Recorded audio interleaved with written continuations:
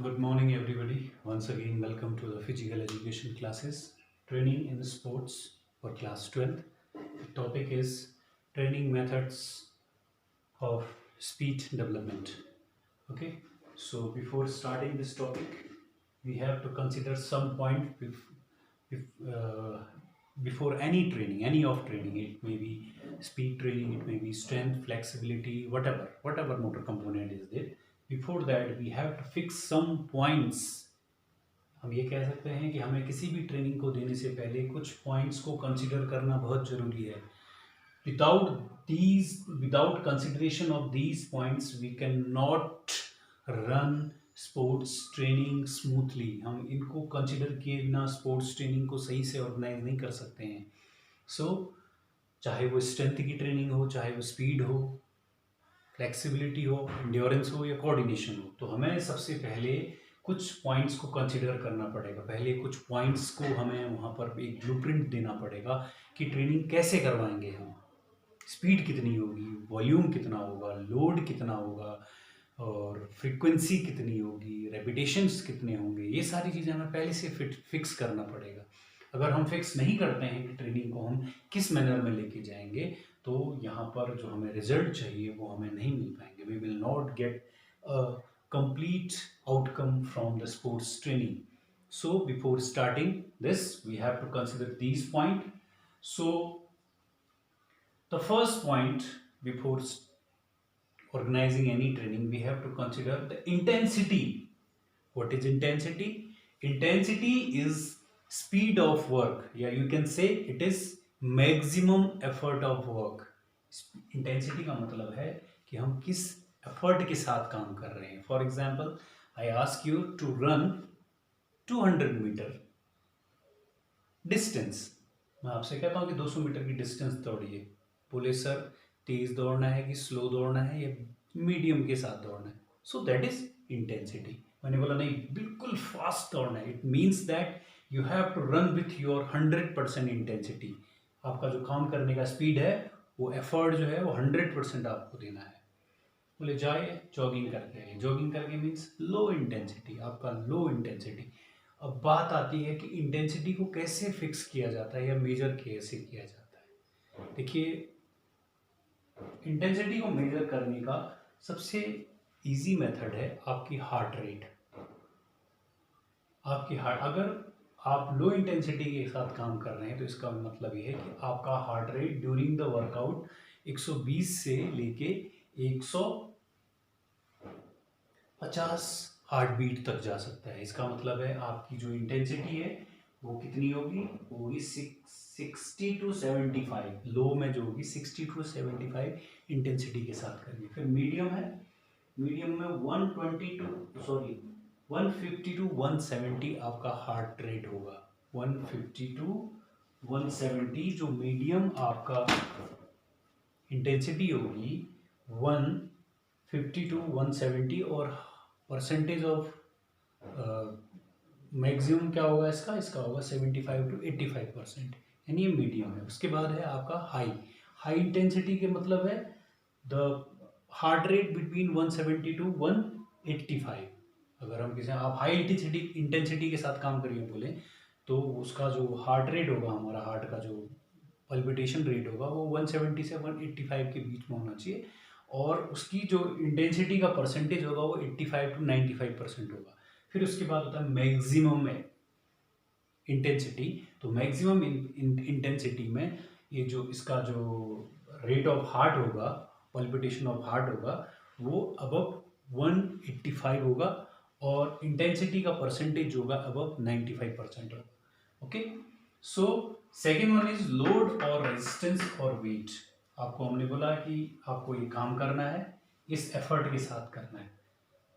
अब लोड क्या है, लोड क्या दिया जा रहा है आपको, आपका बॉडी वेट है लोड, कोई इक्विपमेंट देके आपको करना है या किसी स्पेशल इक्विपमेंट के साथ आपको काम करना है, तो ये होगा लोड. लोड कितना है, लो है, हाई है, मीडियम है या मैक्सिमम लोड है. ठीक है, तो इसके बेस पे फिर इस लोड के बेस पे इंटेंसिटी फिक्स. और लोड मिनिमम है, लोड कम है तो आपकी इंटेंसिटी ज़्यादा होगी. लोड ज़्यादा है, थोड़ा ज़्यादा है, मीडियम होगी तो बहुत ज़्यादा लोड है तो इंटेंसिटी कम होगी और कम होगी, ठीक है। तो इसीलिए ये लोड फिक्स करना भी, कितना वेट दिया जा रहा है, कितना रेजिस्टेंस है। Then volume, duration of work, कितनी देर के लिए करना है, how much time you will spend in that particular training with a constant intensity and constant load. Constant intensity आपने फिक्स कर दी कि लो इंटेंसिटी के साथ आपको इस लोड के साथ इतनी देर तक काम करना है, ओके, इतनी देर तक काम करना है। तो देर तक मतलब duration of workout, duration of workout means ये भी हो गया एक प्रकार से कि फॉर एग्जांपल आपको 30-30 मीटर के 10 स्प्रिंट करनी है, ये ड्यूरेशन ऑफ वर्कआउट होगी, ठीक है, कितना स्पेस आप, कितनी ड्यूरेशन आप कवर कर रहे हैं, okay. Then after that frequency, frequency और रिपीटेशन। फॉर एग्जांपल हमने कहा कि आपको मीडियम इंटेंसिटी के साथ पर्टिकुलर लोड के साथ, मीडियम इंटेंसिटी को पर्टिकुलर लोड को लेते हुए इतना डिस्टेंस कवर करनी है और इसके इतने सेट करने, सेट करने मतलब आपको 30 मीटर दौड़ना है और फ्रीक्वेंसी कितनी है, 30 मीटर को आपको 10 बार रिपीट करना है। So this will called repetitions, okay. Then rest and recovery, जब ये सारा काम हो जाएगा तो उसके बाद कितनी देर का रेस्ट एंड रिकवरी दिया जाएगा। फॉर एग्जांपल आपने 3 सेट कर लिए, 3 रेपिटेशन ले लिए हैं, तो उसके बाद एक रेस्ट के लिए जाएगा। जब इंसान लैक्टिक एसिड बॉडी में बहुत ज़्यादा हो जाता है, मसल्स में हो जाता है, तो फिर थकान की कंडीशन में काम नहीं हो पाता है, तो उस वक्त थोड़ा सा रेस्ट दिया जाता है। रेस्ट का मोड क्या होगा, रेस्ट 2 टाइप का होता है, active and passive rest. Active rest होता है कि आप कंप्लीट बैठ जाएं, this is active rest. Passive rest का मतलब होता है, जैसे हमने तेज दौड़ने को बोला, वापसी में आपको जॉगिंग करके आने को बोला है, तो दैट इज पैसिव रेस्ट, यानी आपको कंप्लीट रेस्ट नहीं दिया गया, इनकम्प्लीट रेस्ट, यानी आप जॉगिंग पीरियड में अपने आप को रिकवर करने की कोशिश करेंगे। लास्ट इज हार्ट रेट, आपका हार्ट रेट कहाँ तक लेके जाना है वो इंटेंसिटी में आ जाएगा। मैंने इसलिए लिखा है कि हार्ट रेट एक बहुत कॉमन जर्नल फैक्टर होता है।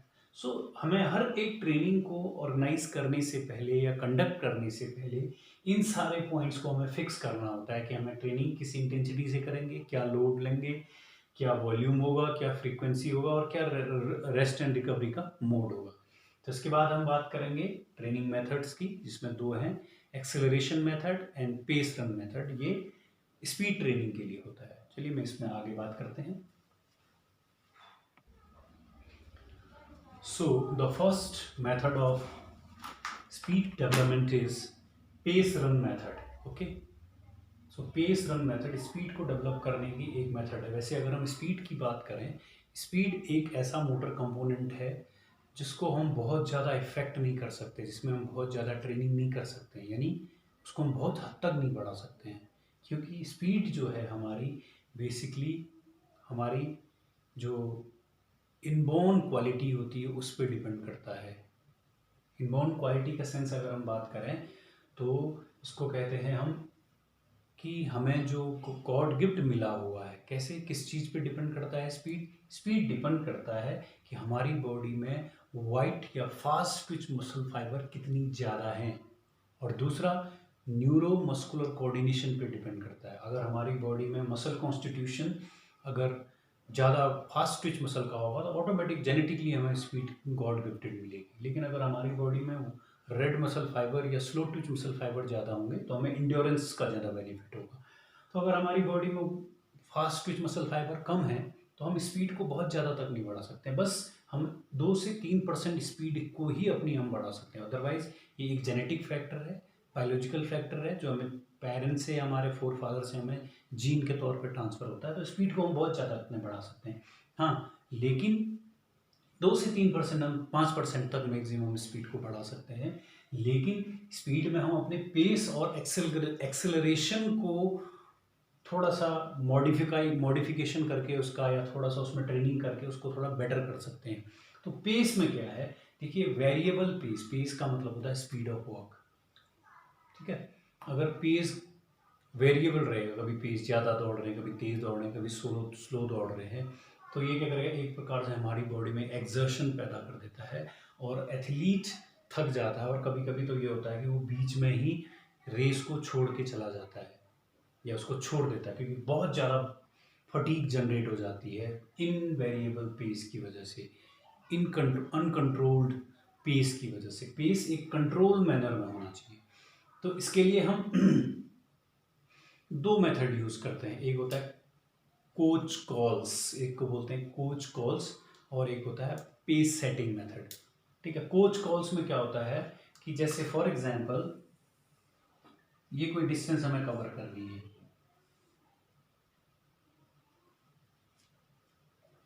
ठीक है। तो इसमें अगर हमें डिस्टेंस कवर करनी है, तो डिस्टेंस कवर करनी है, जब एथलीट दौड़ता है तो उसमें एक कोच एक फीडबैक का काम देता है। वो फीडबैक उसको चेक करता है कि कहाँ कहाँ पर गलतियाँ कर रहे हैं। फॉर एग्जांपल यहाँ से दौड़ रहा है एथलीट, ये डिस्टेंस 200 मीटर की है, तो 200 मीटर में उसको एक फिक्स टारगेट दे दिया जाता है कि इतनी देर में आपको 200 मीटर की रेस को फॉर एग्जांपल आपको 23 सेकेंड्स में या 25 सेकेंड्स में इसको कवर करना है आज के लिए। तो क्या करेगा वो, यहाँ से अगर जाएगा तो क्या करेगा, वो टाइम अनाउंस करेगा। फॉर एग्जांपल वो 10 सेकंड दौड़ गया तो 10 सेकंड में वो चेक मार्क्स बना देगा कि for example 10 meter, 20 meter, 30 meter, 40, 50, 60, 70, 80, 90, 100, ऐसे ही 200 मीटर का चेक पॉइंट्स बना देगा। तो इन चेक पॉइंट्स पे पहुँचते ही वो टाइम अनाउंस करेगा 10 सेकेंड। अब उसको ऑटोमेटिक कैलकुलेशन लगानी है कि मैं 10 सेकेंड में अगर 10 मीटर में फॉर एग्जांपल यहाँ पहुँचा हूँ तो मुझे 20 सेकेंड में कहाँ पहुँचना है, 30 सेकेंड में कहाँ पहुँचना है। ऐसे ही इसको एक कोच कॉल्स होती है, कोच बाहर से टाइम को अनाउंस करता है। तो अनाउंस करने की वजह से क्या होता है, तो उस प्लेयर को पता चलता है कि मैं कितना टाइम हो चुका है, मेरे पास कितना टाइम और बचा है, तो मैं इस बचे हुए टाइम में अपने पेस को कितना और बढ़ाऊं। या एक तरीका ये भी होता है कि कोच अगर बड़े डिस्टेंस का एथलीट अगर बड़ी डिस्टेंस कवर कर रहा है 800 1500 मीटर, तो उसमें क्या होता है, अगर उसने ज़्यादा डिस्टेंस कवर कर ली है तो उसको बोला जाता है कि थोड़ा पेस को कम किया जाए वरना थक जाएगा। अगर बहुत तेज़ दौड़ेगा तो बहुत जल्दी थक जाएगा, ठीक है। और अगर बहुत स्लो चल रहा है तो उसको बोला जाएगा कि स्पीड बढ़ाइए। तो ये सब कुछ फीडबैक जो है कोच से मिलेगी, और कोच के अकॉर्डिंग एथलीट यहाँ पर अपनी इंटेंसिटी को या अपने पेस को कम या ज़्यादा करेगा।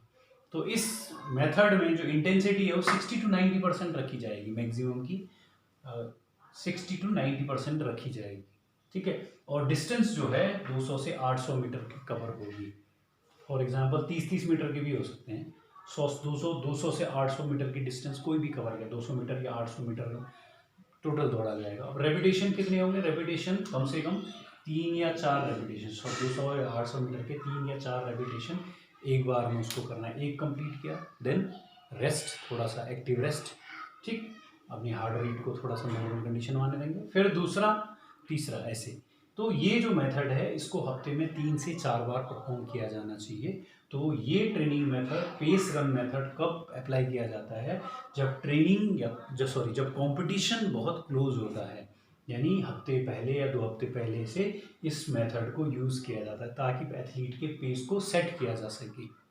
अगर पेस सेट नहीं होगा, पेस ऊपर नीचे हो रहा है, तो बहुत जल्दी थक जाएगा और थकान की वजह से उसे रेस छोड़नी पड़ेगी या वो अपना रिजल्ट हाई लेवल का परफॉर्म नहीं कर पाएगा।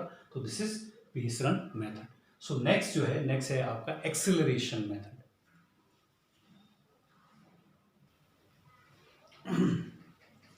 Okay, now next method of speed development is acceleration run method, ठीक है। अब बेसिकली हमने पहले ही मैं आपको बता चुका हूँ कि स्पीड पे बहुत ज़्यादा वर्क नहीं किया जा सकता है। तो स्पीड में या तो हम पेस को सेट कर सकते हैं या फिर उसके एक्सेलरेशन को हम सेट कर सकते हैं। एक्सेलरेशन को सेट करने का मतलब ये है कि हम उसका लोकोमोशन एबिलिटी को बढ़ाने की कोशिश करेंगे। लोकोमोशन एबिलिटी मतलब मैक्सिमम स्पीड को कितनी देर तक मेंटेन करके रखना है और कितनी जल्दी एक्सेलरेट करना है। एक्सेलरेट का मतलब होता है, acceleration ability is an ability of an individual to achieve the high degree of speed in minimum time from stationary or low motion state. Okay, acceleration ability वो कहलाती है जहाँ पर हम मैक्सिमम स्पीड को अचीव करते हैं, कहाँ से, या तो स्टेशनरी पोजीशन से या लो स्पीड से। तो इसको डेवलप करने के लिए, एक्सेलरेशन को डेवलप करने के लिए हम क्या करेंगे, विंड स्प्रिंट का यूज़ करेंगे। विंड स्प्रिंट, स्प्रिंट मतलब होता है एज फास्ट एज पॉसिबल, ठीक है। 100 मीटर रेस को स्प्रिंट रेस बोला जाता है, 100, 200 और 400 मीटर को, क्योंकि इसमें पूरी इंटेंसिटी के साथ भागा जाता है। तो अब इसमें विंड स्प्रिंट का मतलब होता है छोटी छोटी डिस्टेंस की को बार बार रिपीट करना। जैसे वैसे बेसिकली स्प्रिंट रेस होती है 100 मीटर, 100 मीटर का अब हम क्या करेंगे 20 से 30 मीटर।